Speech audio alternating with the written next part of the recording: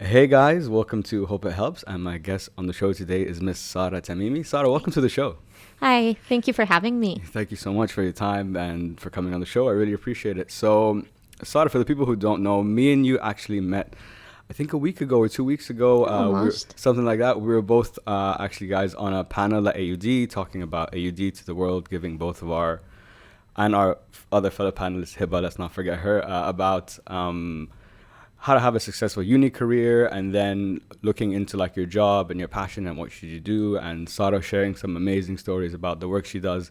So Sarah is a journalist and a reporter, which I thought was really, really interesting. I've never had someone on the show regarding like that kind of stuff. So given like the vibe we had and whatever and what you do, I'm like, I have to have Sarah on the show, and here we are. So before we get into everything, Sarah, about what you do and everything, why don't you give all of us a little bit of background about yourself, and we'll take it from there. Okay, sure. So I'm an AUD graduate. I graduated with a bachelor's of communication, journalism in specific. And I have a minor in political science and a diploma in Middle Eastern studies.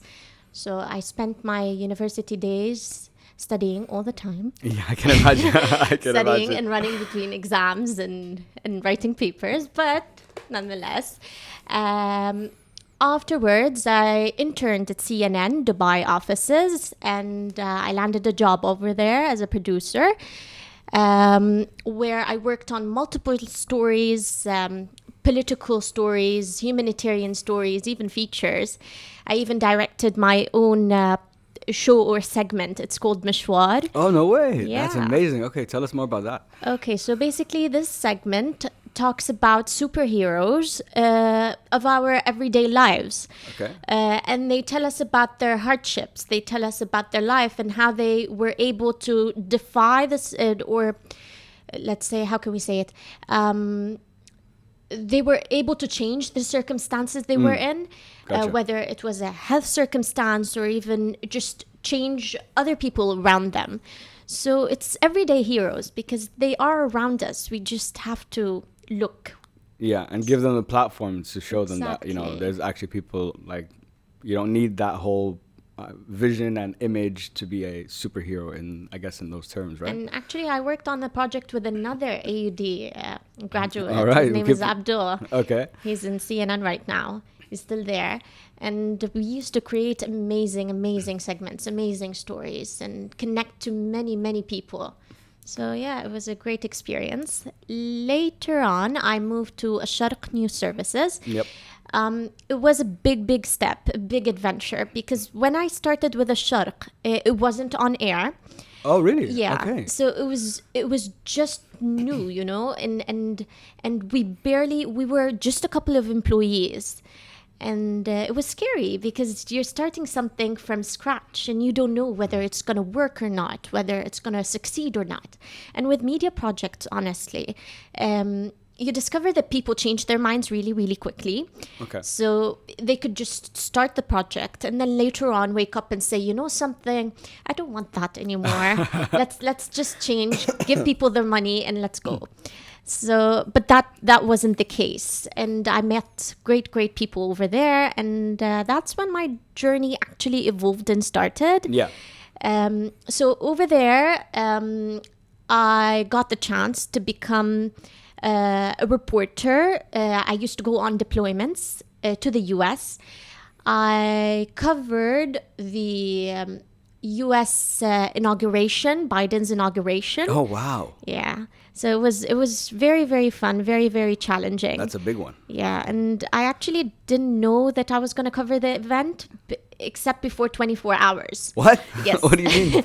So I got 24 hours to pack my bags, to prepare my stuff, and to just, brainstorm, and to be at the airport and just head out to the US. Oh, my So, God. yeah, that was scary. That was Yeah, very, yeah, very scary. yeah, I was sure. 23 years old, and I've never been on TV before. I normally work behind the camera. Yeah. So being in front of the camera was something completely different for me. And there wasn't something specific planned. So I had to do all the plans on spot. And I was working with other journalists whom I give a shout out to in the US, Hibba Nasser, who's a great, great mentor, honestly. So basically, the inauguration started. We were down in the streets, and we were just preparing ourselves for live shots. So they basically call you up, tell you, you know something, we have a live shot now at 11, so prepare yourself. And you just have to prepare all the information.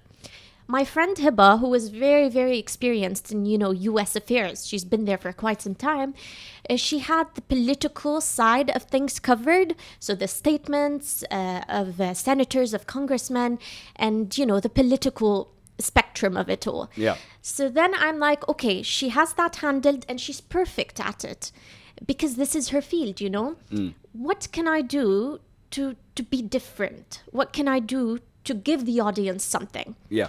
I'm like, okay, so how am I different than the people here in the US? First of all, I'm an Arab. Yeah.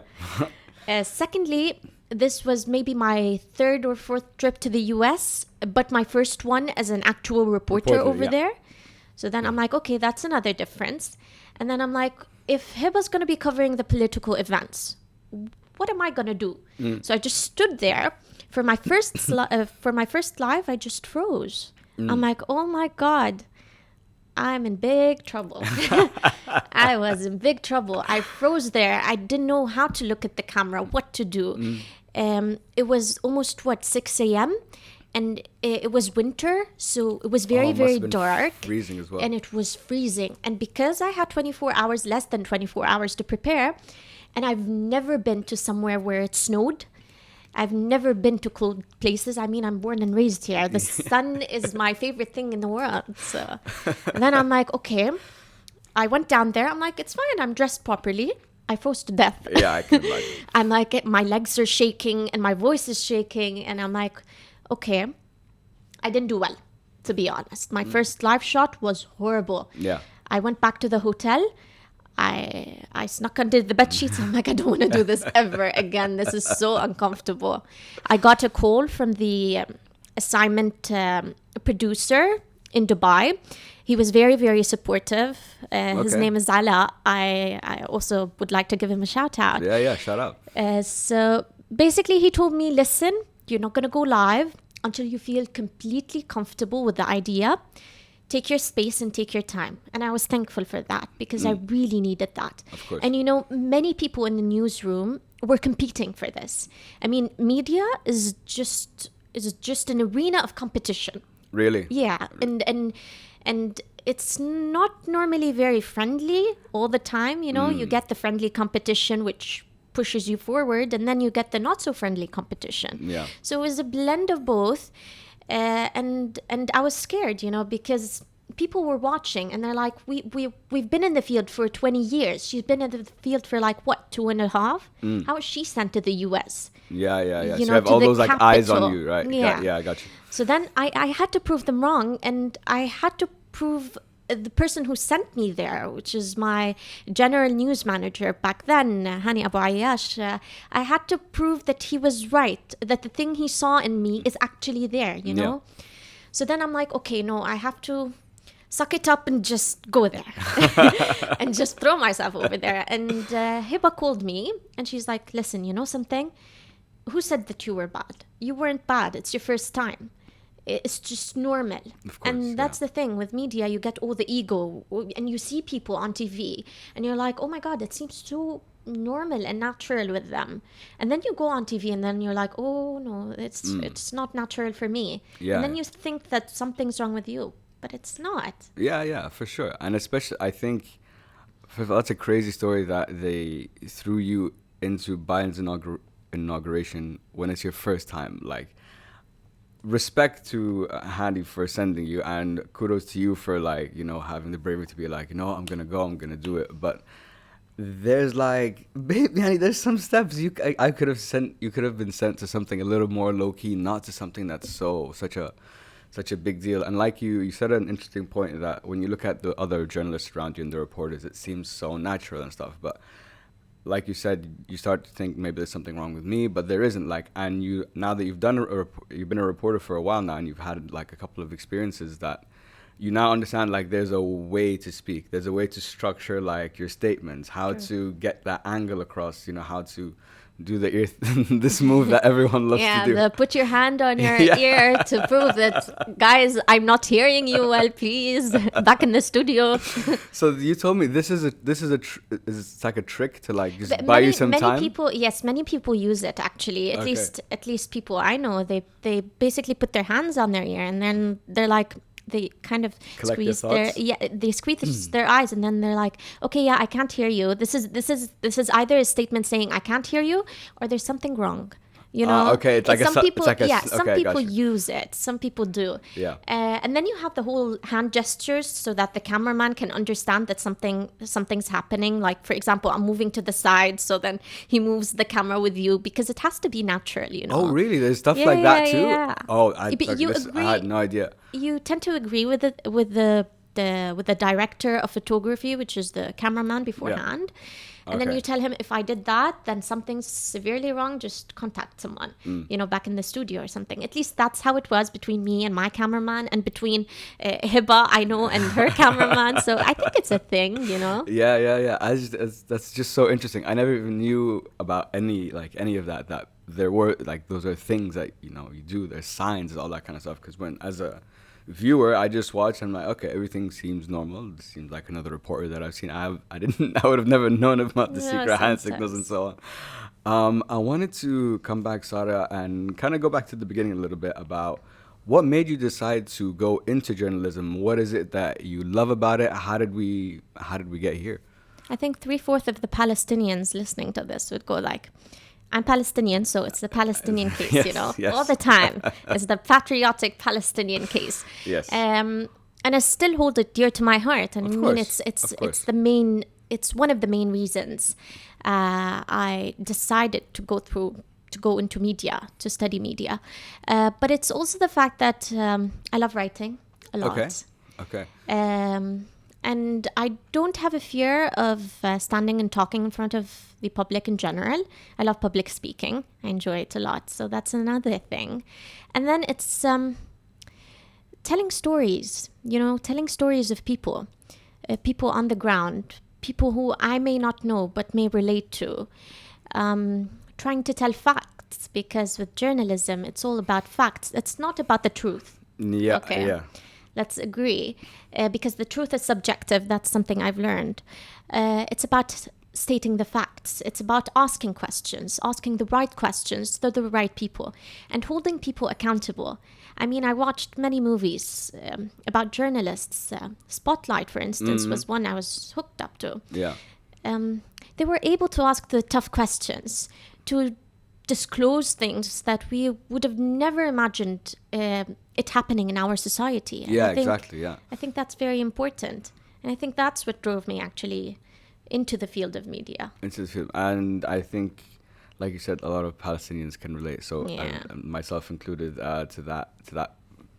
What's that word? I guess that passion to like tell the real story, to tell it in the right way, to remove all the bullshit that can be played out around the world. It's interesting. I'm curious. Before you went into journalism, you probably had a certain perspective on what it is and how it works. And now you've been in it for a few years. So could you tell me, what did you think before and how has it changed now with the experience that you've had? Okay. To all the journalism students, I think you have to hear this. Yes. So, or any student who actually wants to go into the field of journalism. At the very beginning, and I think that's almost every journalist's dream, specifically females, they dream of being news anchors. Okay. This was mine as a kid. I mean, that's the only thing I saw on TV. I saw a news anchor over there asking all the tough questions, interviewing the most important people. So I'm like, oh my God, I wanted to be a news anchor. Then I started working in the field of media. I studied, actually. I started studying, and when I studied, I'm like, okay, but there are different things you can do with journalism. You could write huge stories. You can film. You can produce. You can direct. There are many, many different fields. So the anchor thing kind of stayed with me for quite some time. But when I worked at CNN, that's when I noticed that I love directing. This is something I'm very passionate about. Okay, interesting. Storytelling. So it's not all about being on camera and having your hair done and your makeup done and having this look, and then you go like, okay, but you have to answer my question. It's not always like that. Yeah. But when I went into the field, and I looked at different media outlets, I discovered that the truth can be subjective. And it is subjective. It depends. It depends on the angle of the story. Yes. So it's just like the cup, half full, half empty. Yeah, what do you see? It's the same thing. Yeah. It's a sound truth. Because I thought we're going to be completely, there's something called objectivity, but people should be objective, but we are people, you know? We are not objective by nature. Of course we're not. subjective. Yeah, that's a very good point. Yeah. So that kind of tends to cross your way. It tends to stand in your way sometimes. And normally when journalists go into the field, you kind of pick the channel, and I'm sad to say this, but this has been the case in the Middle East and in many other countries. In fact, even in the West, it's not any different. You tend to pick the channel that suits your political line and view and ideology or ideals. So this is the case. I mean, if you're with or against a specific political ideology, Sure, yeah. you're gonna side with the channel that actually suits that ideology. But I'm not saying that media outlets should lie or have to make up fake news, which is the case for many. But I'm just saying that it's not black and white. There is a gray area over there. Yeah, you know? yeah. That's such a good point, and you perfectly segued because actually onto my next question about all of this.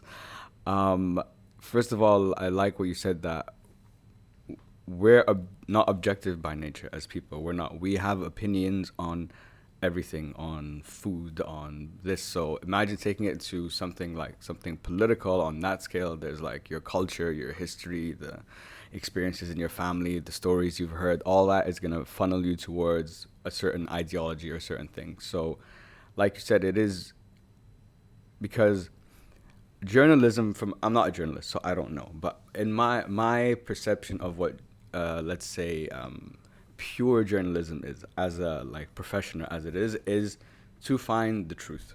Now you've told me that the truth is subjective, and your job instead is actually more to find fact, right? Yes. So let's say I'm one agency, you're another news agency.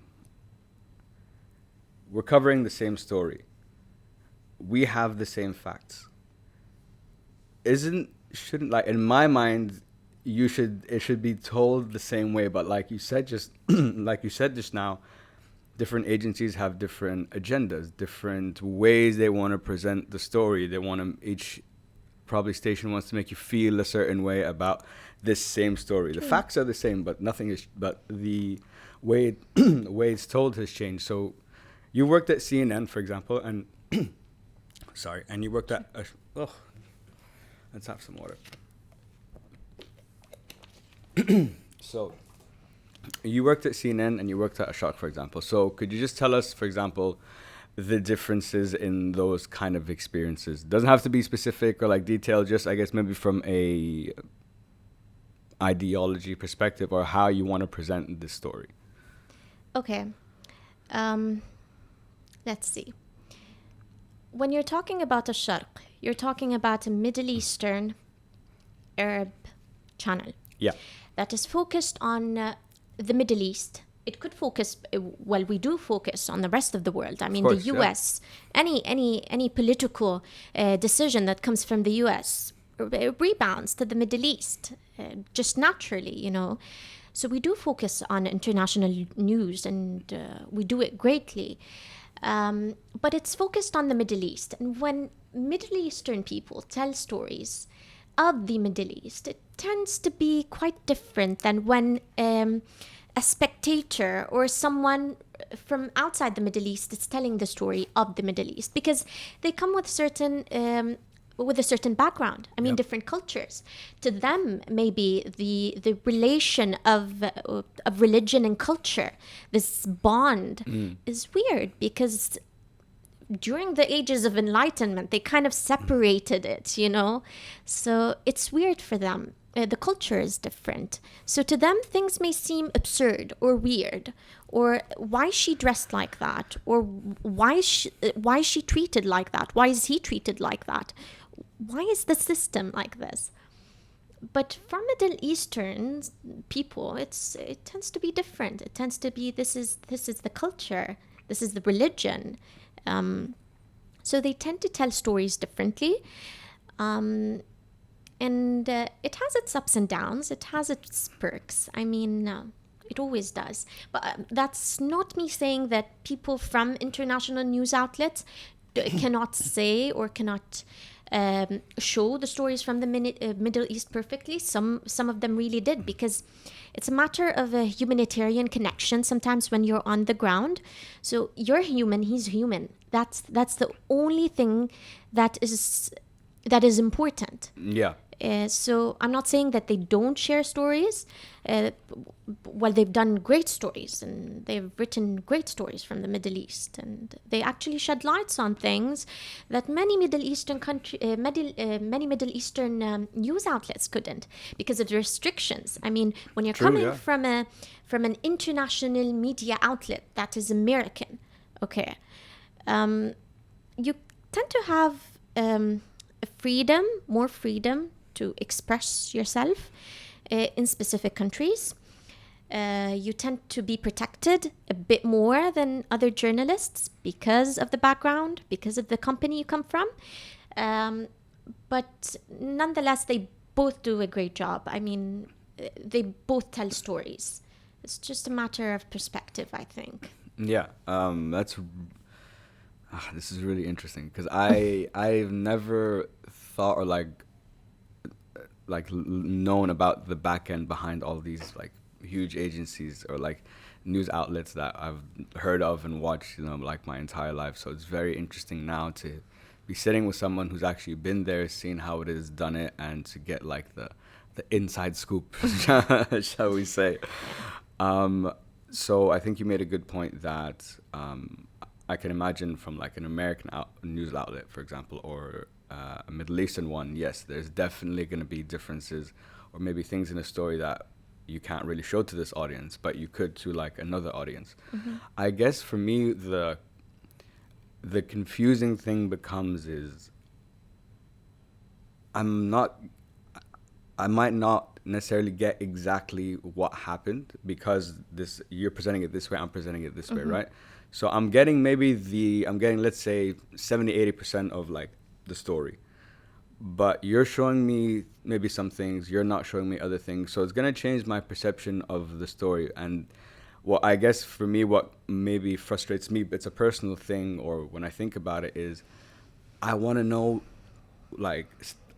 step by step, word by word, exactly what happened. And I think I'm never going to get that, and I think that's what frustrates me.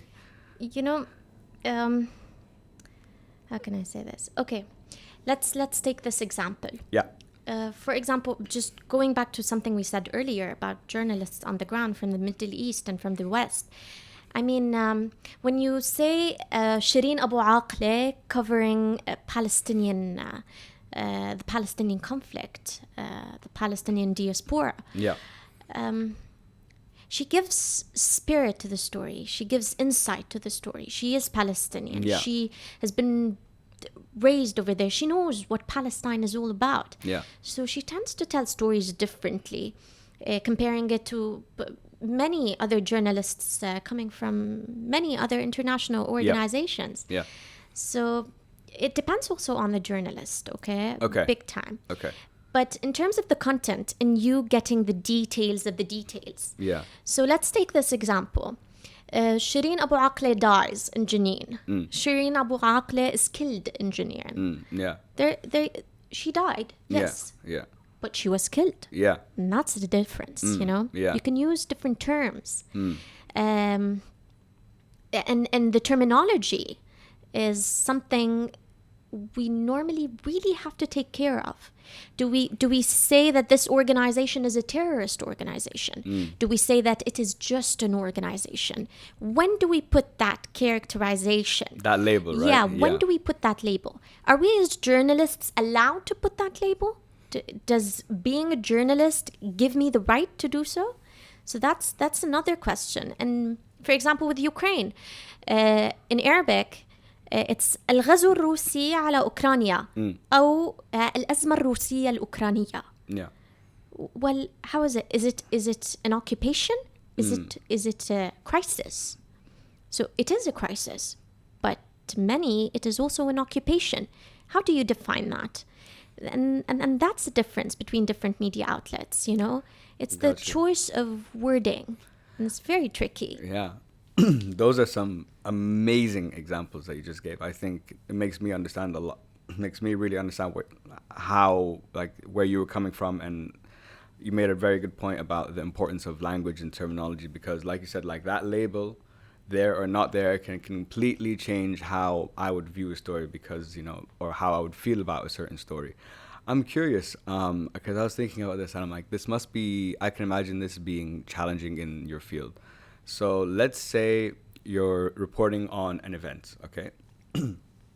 You're somewhere in the world, you're reporting on an event, and you have very strong feelings or very strong opinion about what has happened. Let's say you think this is like wrong or whatever, but you also have to do your job, right? So you can't just come on the camera and be like, this is bullshit, and no. Yeah. It's not gonna happen. So can it be challenging sometimes as a reporter, because you might have very strong feelings about something, but you're based on your job, you have to Abide by certain rules. yeah, abide by certain rules, report it in this way. This is the way we want you to, you know, present the story. But you might, inside, you might be like, but I don't agree with that, and this is wrong. So can it be tough to keep your emotions in check with it? Because the stuff you're doing is like real. You're touching, like, you know, real lives, real stories, real things that are happening like now.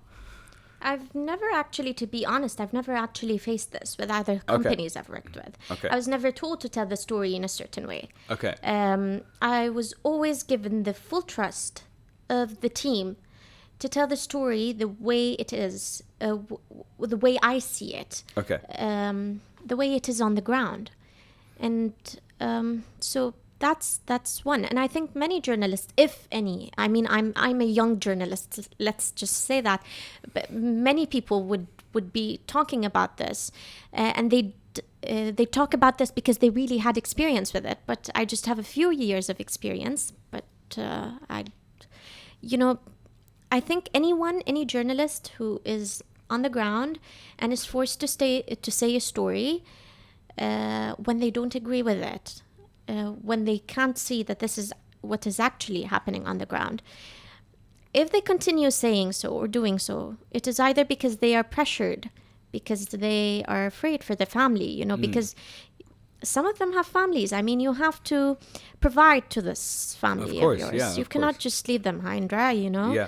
It's either that, or it's either because they really don't care, because many people don't. I mean, it's just like any other field, you know, just do it and go home. It's a 9-to-5 job. But when a journalist gets to that point, that's very destructive, very, very destructive. And that's because when you're into the field of journalism, when you choose journalism, you choose it based on passion, not based on money, because they're not paid a lot. Well, not most of them aren't. I mean, you get to work for years and years before you're actually appreciated or you're paid a lot, you know, compared to, like, let's say lawyers or businessmen or doctors and so on. You know, it's not an easy field.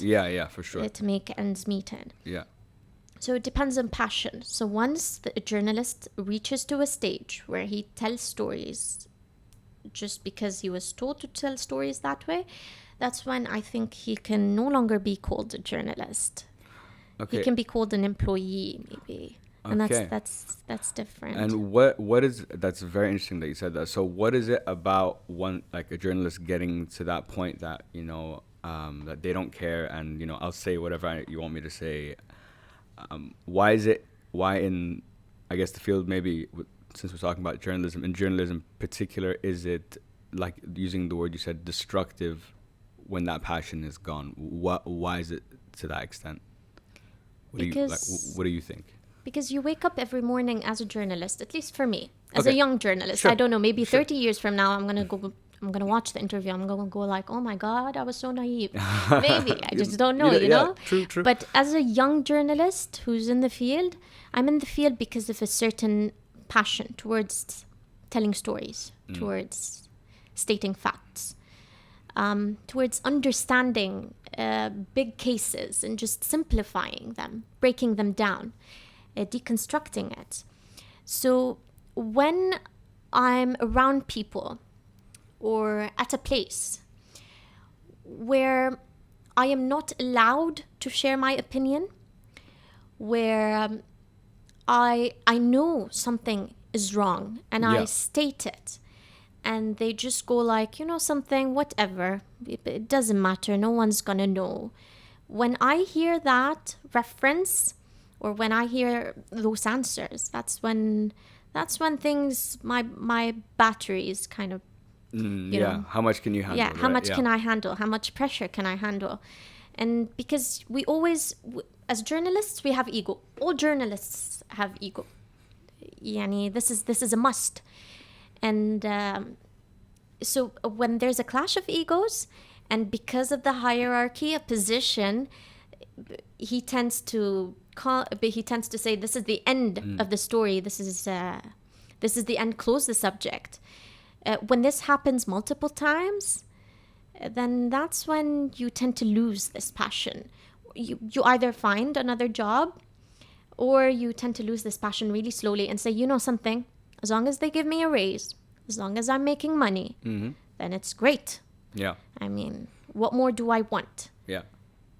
But it depends on the person, I think, Yeah. and on the place. For sure. And I think you made a really good point that as a journalist, you need to have ego, because especially in the sense that because it ties into, you know, what you believe, what you're passionate about, and that ego, because ego, when people hear the word ego, it's like, oh, it's a negative thing, it's a negative thing. No, but also it's, you need to have it for to a certain extent to protect yourself, and to not only that, to give more weight to what I'm talking about or what I care about. And in your world, you live in the world of opinions.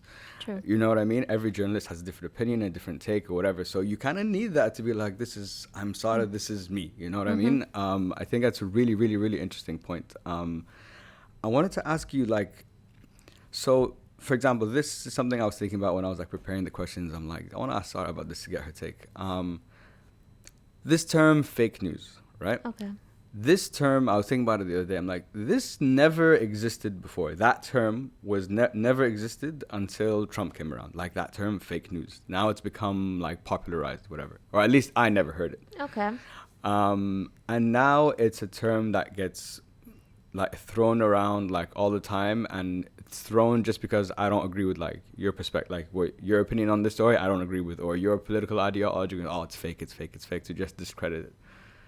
So when everyone's like just throwing this kind of shade at different opinions, and it's very hard for people nowadays, like it feels like people are becoming more tribal in their, you know, perspectives and their beliefs and so on. You know, part of, let's say, maybe this agency, or I'm part of this political group or this ideology and whatever, and like everyone against that, or if you try to challenge that, you're the enemy and so on. So it's becoming more and more difficult. This is my perspective, to find like the truth, to find a news outlet that you relate to and you feel is actually telling you the truth, not just working on that kind of agenda. So I guess you've been in the field for a while, you kind of have some experience with this. So what would you advise to people when it comes to like finding like in the right agents, the right outlet for you, or how to find the truth, or you know, because I feel like nowadays it's just like a jungle. Even for myself included, by the way, even I struggle. I'm like, I don't know. I'm like, I could read this here, I could read this there, and it could say different things. So I'm like, who's right? And then I just get confused. I don't know. Okay, so to your first point about fake news, It has been there since ages and ages and ages and decades ago.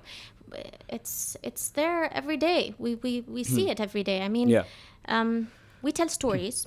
We may tell wrong stories sometimes, you know, just to add some spices here and there. Yeah. This is fake news. Yeah.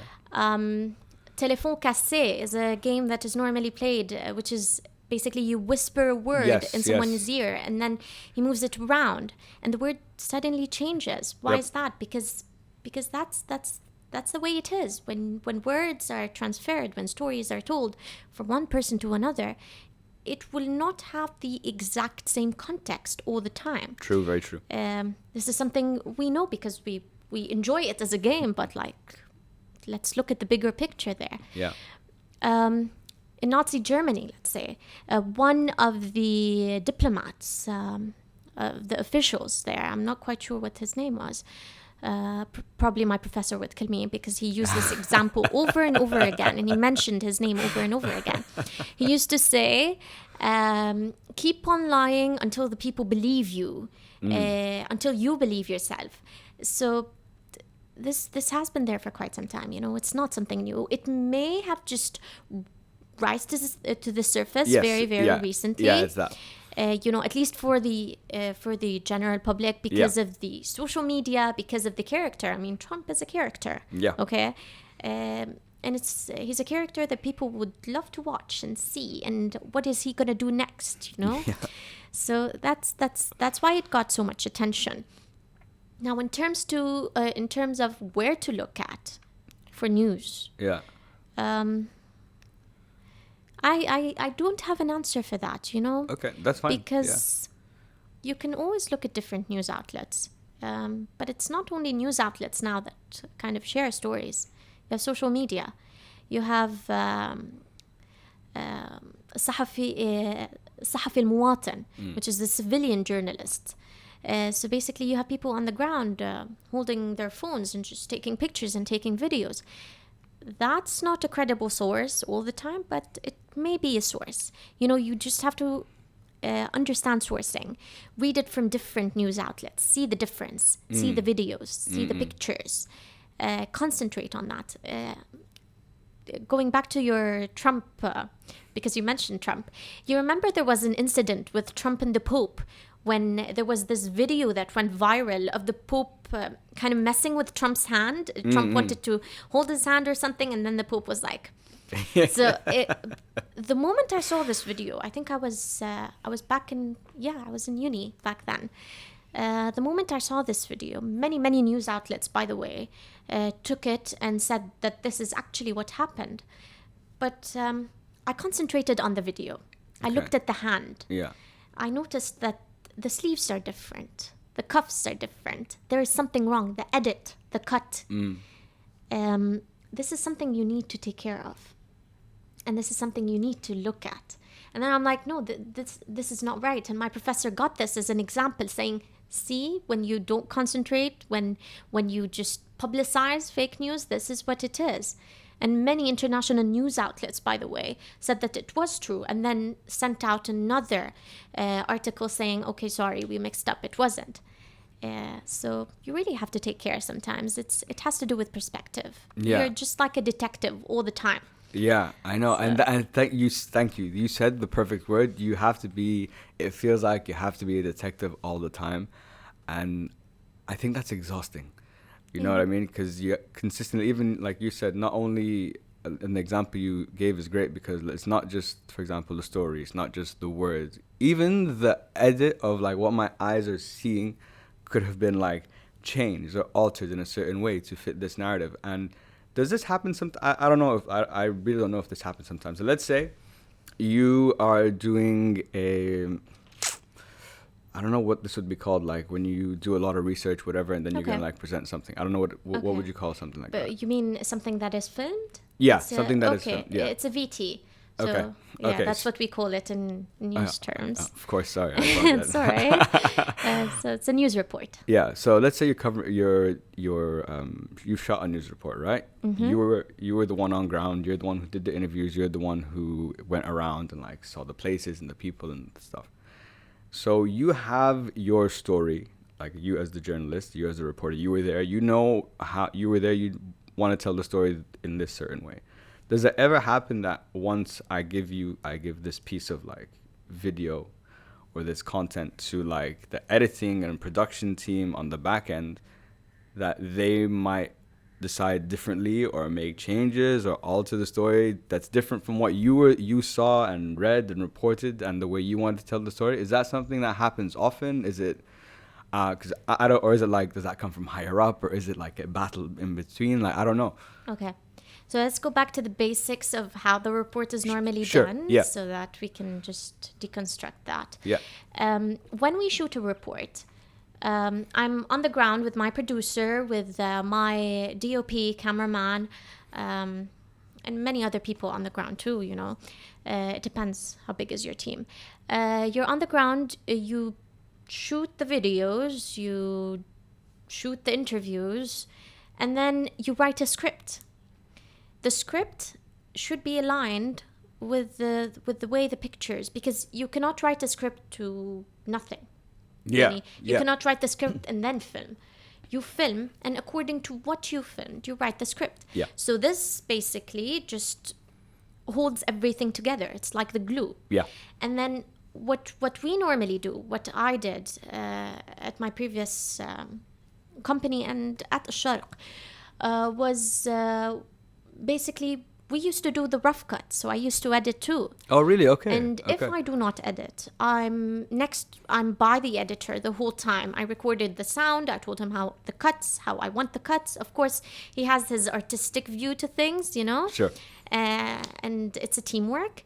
But this is how the news report is basically broadcasted the way it's supposed to be, and that is how it's normally not changed. And then you get to look at it again, you know, after it's done. So you go like, oh, but no, this is not what I wanted. No, but this changes the meaning, because I mean, sometimes the DOP, the cameraman or the editor, he's not necessarily he could necessarily be someone who's just specialized in filming, you know. So he's not a journalist. Sometimes they are journalists, by the way, but sometimes they're not. So it could be just a common mistake, you know, and that's when you get to change it, when you watch the video again, and then just make the changes. Okay, it's such a I think a lot of people don't realize, myself included, the amount of work, the like behind the scenes work and the actual work it takes just to get like that shot that you see on like the news or like that story or whatever. Sounds like so much. My video producer used to cry every time, and he's my best friend now, by the way. He's Abe Abdul used to cry every time we go on a shoot, because I'm constantly above his head. I'm like, did you take this? Could you take a medium shot of this? I need a long shot. Did you get that? Let's have a pan. Let's have a tilt. And then he goes like, you know, Sarah, calm down. Go get a seat. Go get coffee. Let me do my job. And then during the editing phase, I just submit everything and I just explain what I want. And then he basically edits everything. Yeah. And he's an amazing editor. I mean, honestly, I've never worked with someone that's that creative. And then he goes like, this is it. Watch it. And this has happened with multiple video producers back at CNN in specific, by the way. He goes like, okay, this is it. Watch it. I watch it. I'm like, you know something? It is amazing. I love it. It's great. But can we change the music? Changing the music basically means changing the whole cut, because they normally cut to music. Oh, so that's a nice okay. way of saying, can we change it? And then he goes like, oh my God.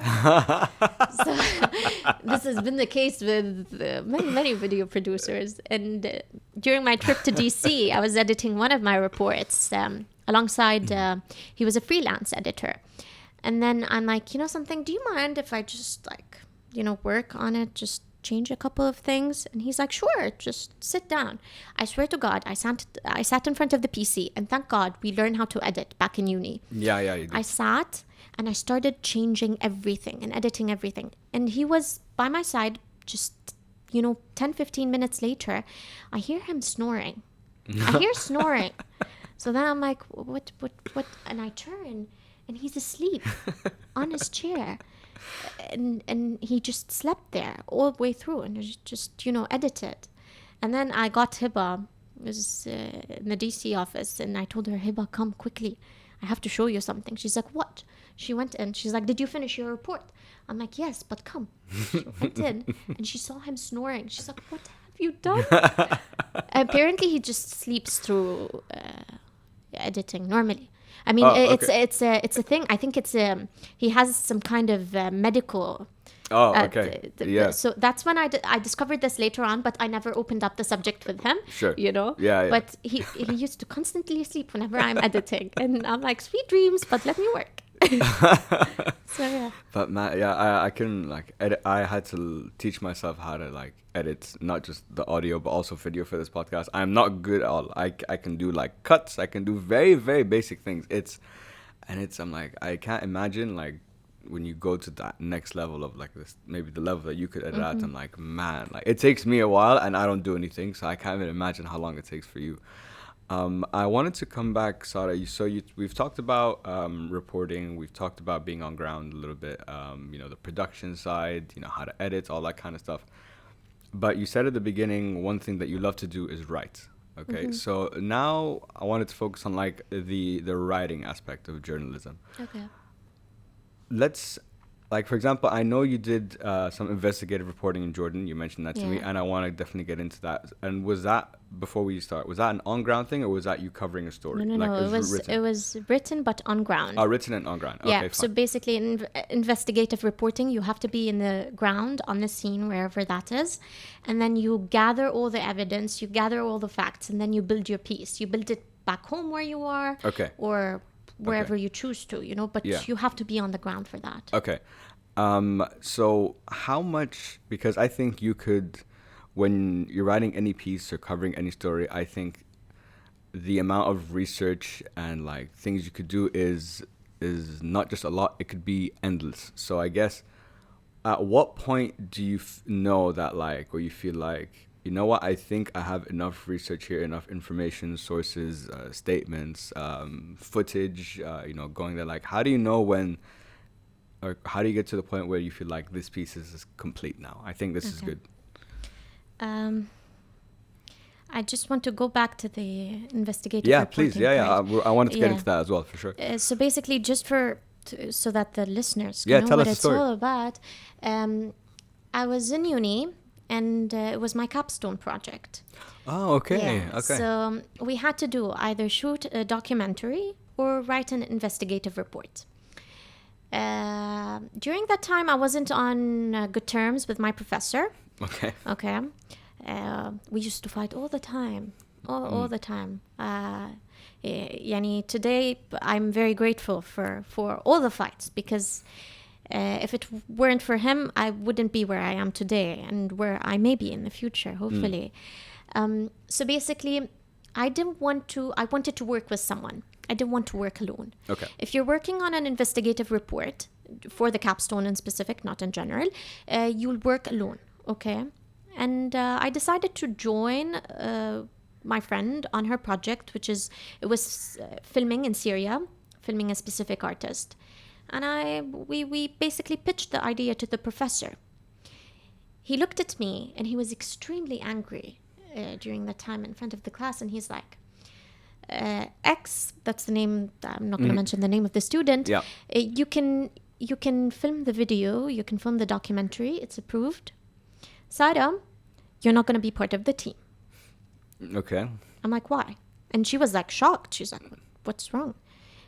I went to his office. I'm like, why did you do that? I mean, I have an image of what the documentary is going to be all about, and how it's going to start out and how it's going to end. And he goes like, you are not going to feed off other people's projects.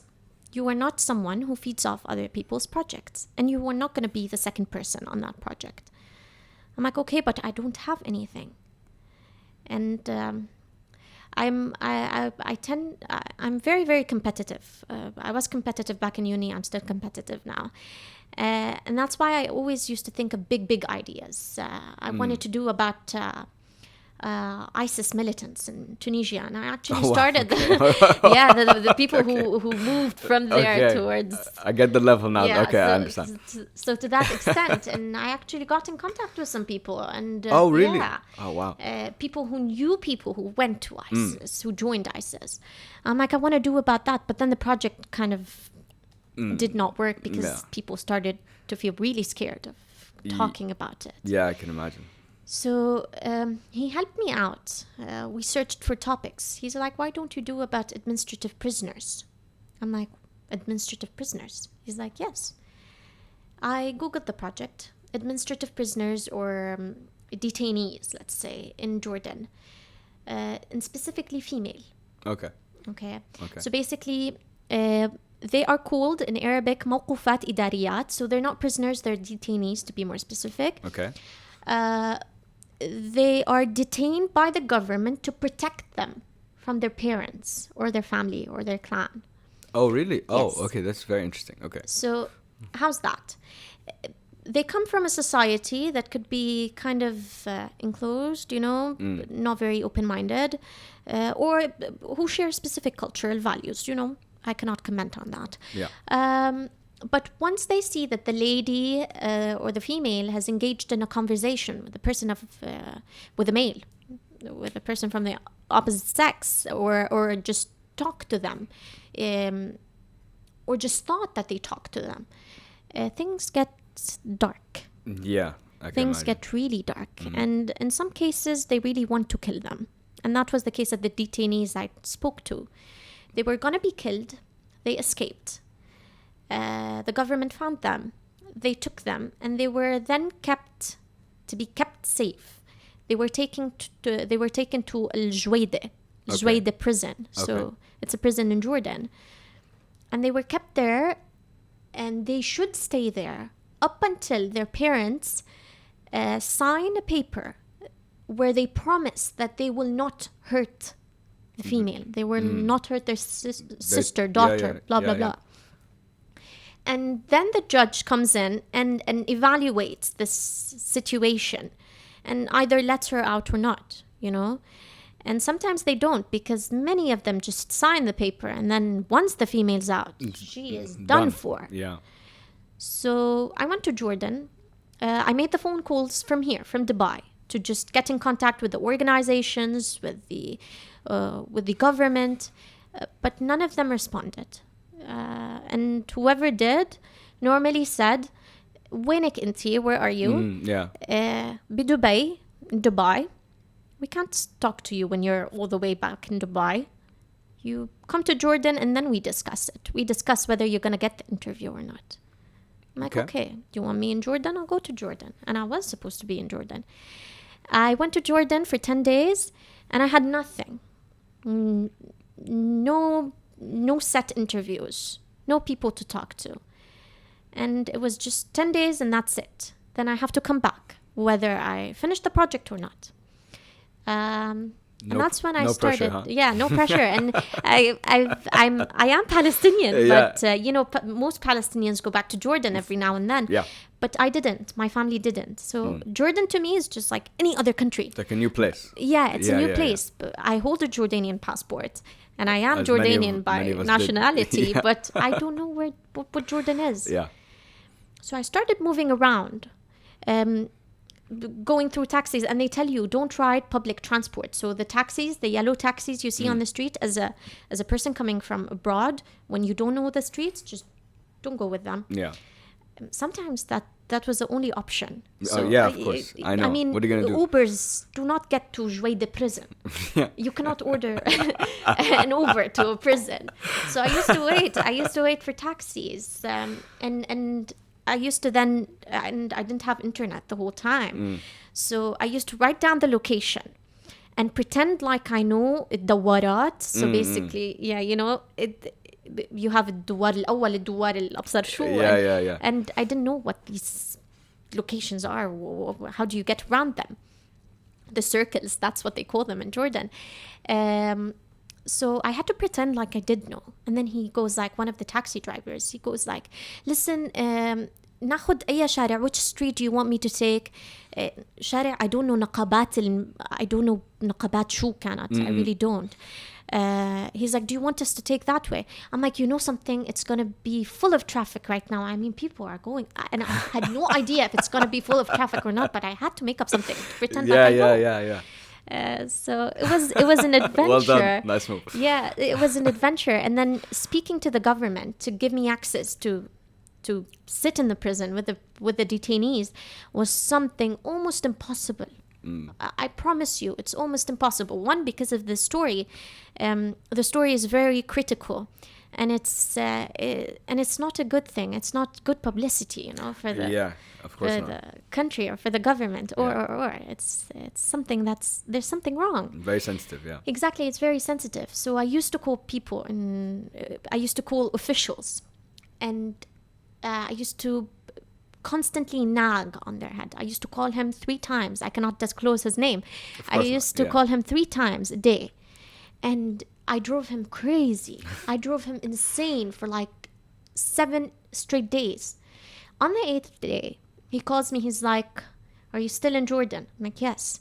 He's like, tomorrow at 11 a.m., you have to be in front of Al Juwaidi prison. We're going to get you in. I'm like, perfect. Wow. Okay. Yeah. So I was there. I sat there waiting. And then one of the guards on the door, he's like, what are you doing? I'm like, I'm writing. He's like, are you drawing? He asked me if I'm drawing first. I'm like, no, I'm writing. He's like, what are you writing? I'm like, what do you want? Because you cannot. You as a reporter, as a journalist, when someone tells you, show me your work before you publish it, the answer is supposed to be no all the time. Okay. Because that's when, because that's when changes could be made by force, or because you have to make them because they told you that that's not allowed. That's not allowed. I don't want to do the interview anymore. Cancel it. So you never share your pieces of writing. I went into the prison. I was searched. I wasn't allowed to hold anything with me besides my pen and paper, obviously. And I sat with the administrative detainees, and I've heard shocking stories of people who barely have done anything. I mean, to us here, it's called communicating. Yeah. And it's sad. It's sad to. And I asked them, what are your dreams? So they're like, I just want to leave. I just want to go back home. I want to study. I'm like, do you have hope? They're like, we always do, but when are we gonna leave? We don't know. And I just sat there and I started writing and writing and writing. I didn't want to miss a single detail. Yeah.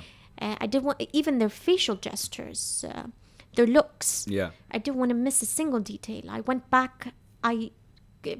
On my way back, actually, the taxi driver looked at me. It was just a yellow taxi. He looked at me. He's like, Ammo, which is like, you know, why are you at Juwaidi? Because, you know, I'm young and I have a baby face by nature. So he's like, why are you here? In jail? What are you doing here? What did you do? I'm like, I didn't do anything. I was there to do some research. He's like, oh, Allah yawafik, which is God, like, God bless you, and so on. He went by a gas station. He bought me water. He gave me a snack. I didn't eat the snack. That's very I was very scared to eat the snack. He was nice, though. Yeah, it was nice. Yeah. I went back and I wrote every single detail. I gave them fake names. Sure. But I still remember the real names up to this moment. I still have the notebook that I've written all the details on. And then I had to go to agencies, humanitarian agencies, and ask them, why is that happening? Sometimes I got answers. Sometimes I got just stares of, this is the culture. This is the way it is. Who's going to stop them? And one important thing as a journalist, I mean, that's something that all journalists should kind of have with them all the time, is that you need to know where you're going. You need to know who you're talking to. I went to an organization that basically it's an organization that defends women, helps women. Okay. Yeah. And protects them. So when I went there with a specific personality. Yes. You know, I'm Yeah. a woman. I'm interested in their stories. I need your help. I'm young. This is because this is emotional.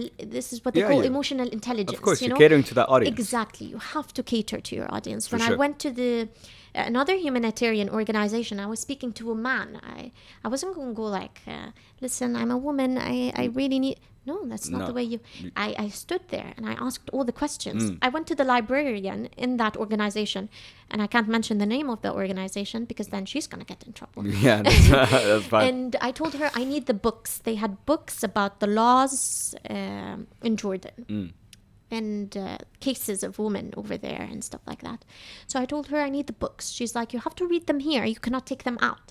I'm like, but you're almost going to close and I don't have time and this is my research and. She looked at me. She's like, do you promise that you're going to bring them back? I'm like, yes. Yeah. She gave them to me, although she wasn't supposed to. She couldn't, but she did because she trusted me. And this trust, this humanitarian connection, this is something you always have to carry. And I wrote my research. I wrote my capstone. And you asked, when do you know that it's time to stop? You don't. Okay. It's the deadline. Okay. That's it. That's it. And then things start clicking. When you get that click, oh my God, I connected this to that, to that, to that. I was able to ask this question to that person. And I got really high government officials in Jordan to respond to my questions off the record, which was very, very good. And that's how it was. And I wrote the story back here in Dubai. I wrote the capstone project, the investigative report, and I submitted it, and it was great. Wow. That's an amazing story. So many different points, and to cover such a sensitive topic in a place that you don't know. And I don't even know, how do you start getting, you're like, yeah, because I spoke to this official. I'm like, but wait, how did you find this official? How do you start? And when you were talking about, when you're going to do the ISIS militant thing, whatever, where do you even begin to start like making those connections, calling these kind of people, you know, like I don't even know where you would start. So could you tell us a little bit about, like, in both examples maybe, just so we have an idea of where, if I'm going to write this kind of piece and I need to speak to certain types of people that might not want to speak to me, or it's a very sensitive subject, how do I start that, like, that trail, shall we say, of like contacts and communication and moving up the ladder? Okay. You read articles, lots and lots of articles. You pick your topic, first of all. Yeah. You read lots of articles about it. And then the people in the articles ask certain officials. You write down their names. You write down the names of the journalists who worked on the articles to get in contact with them, to get in contact with the people they got in contact with. Gotcha, okay. And then you make connections. You ask your fellow journalists. I mean, as a journalist, those people you study with, they're not only your friends, they're your tickets towards certain stories, towards certain statements from certain officials, you know. So you read a lot, and then you start forming your own idea of what do you want, how you want to build your story, and you cater to that. So يعني you have to, بالعربي we say تلاقي طرف الخيط. Yeah. To find that thread. the thread that's Yeah. going to connect everything together. So that's it. Okay. Oh, that's really, really interesting. When you after hearing you say it, I'm like, oh yeah, that's a great way to do it. That's a great place to start. Find somewhere to start. Yeah. You mentioned that's really, really interesting. You mentioned something a little bit earlier. We talked, and I'm like, I have to ask her about this because this links two questions I have. So you talked earlier about sourcing, right? And having a credible source. And you just mentioned right now of, for example, in the Jordan story, how after that you got responses from officials, but off the record. So, okay, I need to tackle this one at a time because it'll get confusing. So let's talk about sourcing first. How do you, let's say you're covering a story, and you find someone and they tell you, like, you know, maybe this stuff that, like, they know from the inside, they're part of this organization, whatever, but how do you how do you, I guess, know if a source is credible or not? That's, I guess, the question. Because I think maybe in some cases it's easier to tell than in others. But in maybe like that Jordan story, for example, it might not be that easy to, is this like, is what they're telling me, is this true? Is it a credible source? So what are your thoughts around that? How should we think about that? As a journalist, you're a detective. You're Okay. half a detective. Yeah. Okay. So you don't just trust anyone who tells you practically anything. I mean, when I was in Jordan doing that research, I got in contact with one of the administrative detainees who was out, who was free, through a specific agency, through a specific person in that woman protection agency. And I was asked to visit her. She lives somewhere around in Zarqa, that's how they say it in Jordan. And it's a conservative place over there. I have to dress in a specific way. I went there. She told me that neighbors are around. They may be listening. They may want to know why a stranger is in their neighborhood. Yeah. Why are you here? Yeah. And because they really focus on that. It's not like Dubai, where you're like, oh, they're coming to visit, or, oh, I don't care what my neighbor is doing. No, there they care, and a lot. Okay? So I'm like, okay, what am I supposed to do now? I got a box of chocolates, and when I reached to her house, we were going up the stairs, and her neighbors were outside on the balcony, and they started staring. They're like, what is she doing? There's a red flag something's here. going on. Yeah. And she looks not from around here. And then I went like, oh my God, it's been a long time since I saw you last. I really missed you. Yeah, How's your husband? And it was like, oh well. And so then they're like, oh, okay, probably just like an old friend or relative or something. I went there and I started asking her the questions. And you don't trust even if you get this person through an international organization, you don't trust their story until you cross-check their story. Okay.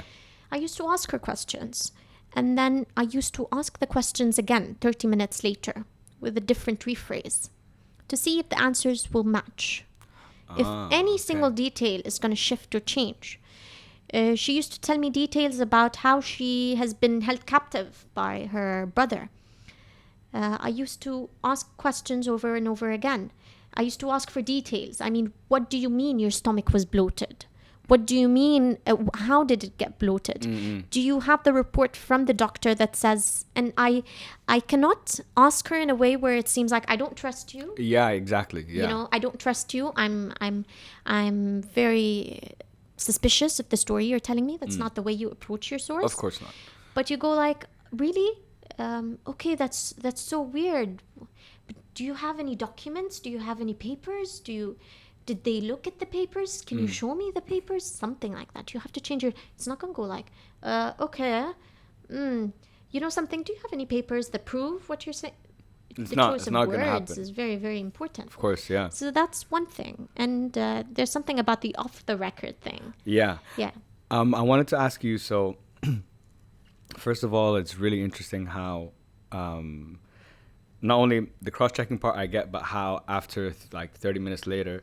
you would ask the same question in a similar way to see if the answers would line up. That's actually really smart. And that's something I didn't even think about, because I guess that is an easy way. But there's an art, I think, to doing that. Body language is important. Of course. How did they react this way? Did they go back? The hands, is it like that? This one? Yeah, exactly. It makes a difference. It makes a huge difference for sure. And this is something actually talking about interviewing and communication and body language, something I had to learn a lot. I learned a lot through through podcasting and stuff. How to read the guest, how to see are they happy, are they sad, did that question make them happy, did they go back, did they go forward? So there is an art to it. You do it in your everyday life with your partner. You do it with your boss. You do it. Yeah. With your sister. Yeah. All the time. It's true. For the coming to the off the record thing. So let's say you interviewed me for a story on the record. This is not on the record. I've given you everything. And then I told you something off the record, but this off the record thing, this is basically the hidden gem. I'm like, I had to answer you in a certain way, but now off the record I'm going to tell you actually what's going on. Well, from I don't know if there's ethically and then there's legally, like how there is, right? But what if it's something that's so thing that you just have to go by the rules? You legally are bound that no matter what, I cannot. Are there cases where that has happened? I can imagine must have been. I'm pretty sure there are cases where that actually happened, but it's ethical, above and beyond everything, you know. And I was shaking my head all the time when you were saying, do you disclose? Or when you were getting to the fact of, do you disclose or don't you disclose? I'm like, you know something? It has to do with your credibility. Okay. If a source never trusts you again, you're in big trouble. You're in big trouble. You may get that scoop, but you're not getting any other scoop later on. Because people talk. People talk. And credibility for a journalist is the most important thing. It's just like the suit for a businessman. Okay? It's the same thing. It's your suit. Okay? And now you can give and take, you know, you can talk with your source about this thing. He tells you something, there's something off the record, and I was told by one of my fellow journalists and one of my professors actually, she said there's something called off the record. Off the record? Off the record. Okay. I didn't know about that. Okay. And it was interesting for me. So basically you can ask your source, okay, it's off the record, as in I cannot say that you told me that thing. Sarah did not tell me this. But does that mean I cannot say that a U.S. government official did not tell me this? Does that also count? Sometimes they say, for example, a State Department official. Yes. Sometimes they make it even bigger. A U.S. government official. That way, you're covering your bases, right? It's very vague. Yes, right? You do. Sometimes it's a U.S. official, not even. Yeah. You know, it could change. And if they say no way, you cannot even mention that it's coming from an official or that I even told it to you. You have to forget it completely. You don't forget it, but you don't mention it. Yes. But this is a thread. For example, he tells you, I don't know, this official hid the papers there or did that here. Sometimes they give them fake names, Deep Throat, for example. When it comes to the Nixon and to Pentagon papers and to many, many other investigative reports, they used fake names. Then sometimes they can give you a key where you head to another person, you jump to another person, you jump closer to your story, closer to your facts, and that's how you could possibly use it. But never disclose, ever. Yeah, and it's not only about disclosing that information, also I'm guessing sometimes maybe your producer or whatever would like to know, like, where did you get this from? Like, who or whatever. And like, is it, as a journalist, should you keep your sources hidden? Okay, that depends. Exactly, because it's a tricky thing. Because sometimes you're not only putting the person's life on the line, you're putting your company's reputation on the line. Some companies know that they will be sued after this. Okay. And that's why, you know something, we need to know who you spoke to. You don't, and sometimes if there's a mutual trust between you and your senior editor or editor-in-chief, you can go like, okay, listen, this is the person. But you cannot, and there's this thing that's binding between journalists. But you can also go like, listen, it's either you publish it or you don't, but I can't tell you who that source was. I just can't. Yeah. And you just keep it for you. Yeah. And it depends on the editor-in-chief, if he trusts you or not. Or if he's ready to take the risk. Some of them aren't. On just a trust matter. So it depends. Yeah. Man, there's so many, like, I'm reflecting back on our conversation so far, and in this world of journalism, before today, I was like your everyday guy that just watched news. I knew nothing. At least now I have, like, it's very interesting to hear, like, what happens behind the scenes. There's a lot of intricacies that surround the job, whether you're writing, whether you're reporting, whether you're editing, Yeah. I don't know how you do it. I But respect it. but honestly, I know. I mean, I think many other journalists deserve to be in the seat I'm sitting in and to discuss these stories even more than me, but 10 times more than me, because I'm still quite fresh to the field, you know? Still raw meat. Yeah, so, but it's a step towards something. For sure. It's a step towards something bigger, hopefully. 100%. I really do hope so. You mentioned this was off camera, guys. So Yeah. I'm trying to use the right terminology now. Okay. That you were considering now. You wanted to go study international law and so on, and now you want to go down. I think you want to looking to become a lawyer and stuff. So, I guess what's the reason you're kind of making it's a shift in a way, but it depends what kind of direction are you looking for. Like, what kind of law would you like to be doing, for example? Okay. I think I would dedicate this to everyone who's just working somewhere and who's looking to make a change. Yeah. I get a good, stable monthly income. Okay. I work at a great media outlet with friends and people I consider family now. Mm-hmm. But I'm like, you know something, there's this gut feeling. There's this voice that's telling me you have to move and do something different. And I'm passionate about human rights law in specific. I'm passionate about international law. I love it. I want to understand it. Yeah. And to a certain degree, a journalist's job kind of stops somewhere, you know. In what sense? In the sense of you get to tell stories, if you're lucky, from the ground. Mm-hmm. Many journalists tell stories from newsrooms or just basically report on it through other media outlets. If you're very lucky, you're going to be on the ground. Okay, and if that's something you're passionate about, yeah, or in front of camera in a gallery, okay, or producing a certain event, a segment, but to a certain extent, there's a limit to like a journalist. A ceiling? Yes, there is a ceiling. There's a ceiling in many media outlets, a ceiling in the Middle East in specific because of the way things are politically sometimes. Yeah, I can imagine. You know, you cannot speak freely all the time because you're not protected all the time. Mm-hmm. Okay. Yeah. In many cases. In the West, it's kind of different, but it's the same thing. Yeah, almost give similar, and take. yeah. You know, I mean, let's not pretend that media outlets there are completely free and they say whatever they want whenever they want. They could possibly be saying that.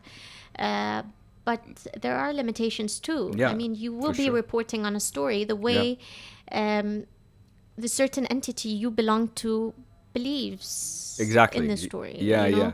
And it's going to be something you probably believe in too. And the thing that actually shook me was, or gave me a wake-up call, was Shireen Abu Akleh's death, her murder. Yeah. I'm like, okay, she reported for many years. And she has been an idol to me and many others, to people on the ground as journalists and to people on the ground as civilians too. Yeah. But she was killed. Mm-hmm. And she's gone now. Yeah. She's not here. But now what? What's next? Who's going to be taking up her case in an international criminal court? Who's going to be voicing out the true facts and actually going to a court of law to discuss it? Yeah. Journalists can talk about it, but Shireen Abu Akleh, she's definitely in our hearts. But at a certain point, media outlets move on. That's what happens. They move on to the next big story. Of course, yeah. And sometimes they have to move on because that's it. That's the job. That's exactly, that's the industry. That's how it works. That's how it works. Yeah. And there are other things to report on, but then you go like, okay, but is she just gone for good? Where's her right? Mm-hmm. Where's the right of every journalist on the ground? And then you go like, I want to do something different. some people do not take up the case of people like Shireen because it's very sensitive. Yeah. Because of the political ideology that comes along with it. Yep. And because of the nationality, being Palestinian, being Middle Eastern. And many lawyers just want to take up a case that is a winning case. Yeah. You know, if it has all the winning cards, then yes, I'm going to take it. I'm going to become famous and I'm going to go to the UN or the International Criminal Court and just talk about it. And it's a win-win circumstance situation. But to sensitive topics, people take a step back.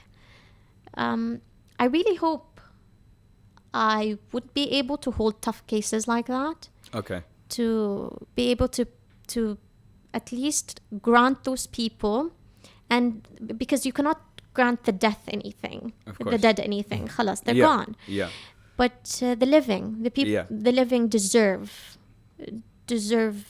justice. You know. And I'm not just talking about her family. I'm talking about her family. I'm talking about her colleagues. I'm talking about every other journalist or Palestinian or Arab or human. It's not a matter of you're Palestinian or not. It's a matter of you're human. Every other human deserves to know that they will be protected, that this is not going to pass by. Yeah. This was something that shook me. Wow. And then I'm like, if that never happened, then I'll have the background in law, in international law, that grants me the opportunity when being on the ground and discussing events that are of political importance. I'll have the law I have a law as a background. Exactly, to back me up, to back my facts. If I work at international organizations, I leave journalism and work at international organizations, I'll have the law to back me up. I can speak about it, not just because I read about it, but because I know it. I understand it. I see. So, no, I think the direction you like. I think doing this, listening to the stories you've told me today, and like getting to know you a little bit more. This is like you are on the human rights side, and that is what you're passionate about. And I like how you're thinking about what studying international law is like this key for you that could open many doors. And even if you don't want to leave journalism, it gives you a lot more weight when you're covering things, when you're talking about stories and so on. So I think it's awesome, and I wish you the best of luck. I'm sure you'll. Just sitting here listening to you, I'm like, she'll kill it, whatever she decides to do. Thank you for giving me this opportunity. No, it was of course. Great chatting with you. Of course. We're so happy to have you. I just have 2 more questions for you, Sarah. These are questions I ask all my guests. Okay. So, looking back, first of all, whether it's personally, professionally, whatever the case might be, if I ask you, what are you most proud of for yourself? What would you say?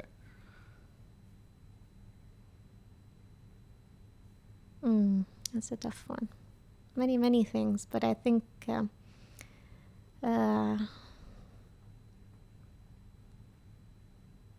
a very tough question. Come on. I know. Let me help you out a little bit.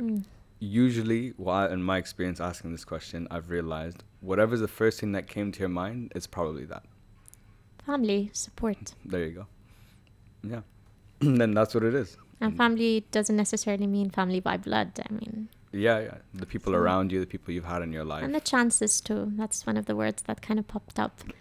Having a chance to do something while many others may be dreaming of this opportunity, but they can't take it because of certain things in life that force them to be where they are. So the chance. I think that's a beautiful thing. And for my last question, what is the message you'd like everyone to take home with them today? Should I speak to the camera? You can speak to whoever you want. Perfect. Okay, so I think the message is whether you're a journalist or not, follow your passion, listen to that gut feeling, to that voice. It is the right thing. There's no right or wrong. It is the thing that's going to lead you to another journey. And always be patient. And that's something I don't have, so I'm teaching myself now. But always be patient. Yeah. I think that's a beautiful message and a fantastic way to end the show. I want to say, Sarah, Thank you so much for coming. This has been an amazing conversation. I knew just from our panel discussion a few weeks back and the chemistry I felt with you and whatever that this would be a great conversation. I think the work you do is incredibly interesting. I literally, before our conversation today, I knew nothing about anything you told me. So for me, I've just had like a full like download of new information and like ideas and stuff. So I wanted to say thank you. Good luck Thank you so with much. with the law thing, and I wish you all the best, guys. And if people want to like reach out to you, connect with you, where can they get in touch? My Instagram account, I guess the social media Okay. account is good. It's sarah.w.tamimi, Tamimi. Okay. So I think that's the best way to That's get the in best touch. way. Yeah. Awesome, guys. You heard it here. Thank you so much again, Sarah. Guys, please, I hope you enjoyed the episode. As always, if you can follow the podcast and subscribe at hope.it.helps with 2 S's on Instagram, Facebook, we're everywhere. And as always, guys, thank you for listening and hope it helps. Peace. Thank you.